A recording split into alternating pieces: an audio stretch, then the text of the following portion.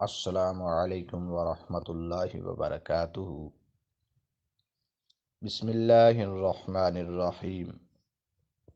قرآن حکیم کی روشنی میں فرقہ واریت کی مذمت، صراط مستقیم کی پہچان اور ناقابل معافی جرم کی نشاندہی کرتا ہے۔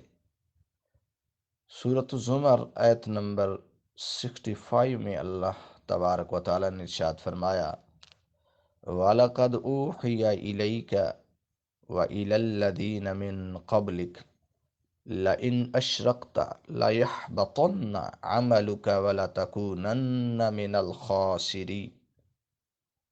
اور بے شک اے محبوب صلی اللہ علیہ وآلہ وسلم، آپ اور آپ سے پہلے انبیاء کی طرف یہی وحی کی گئی کہ اگر تم نے شرک کیا تو ضرور تمہارے اعمال برباد ہو جائیں گے۔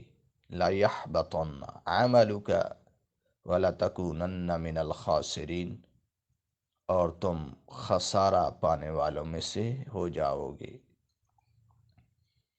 میرے بھائیو، ہر انسان کی، ہر مسلمان کی اور اسپیشلی رسول اللہ صلی اللہ علیہ وسلم کی امت کی انشاءاللہ شفاعت ہو جائے گی، سوائے اس شخص کے جس نے اللہ کے ساتھ کسی اور کو شریک بنایا، تو وہ خسارہ پانے والوں میں سے ہو جائے گا۔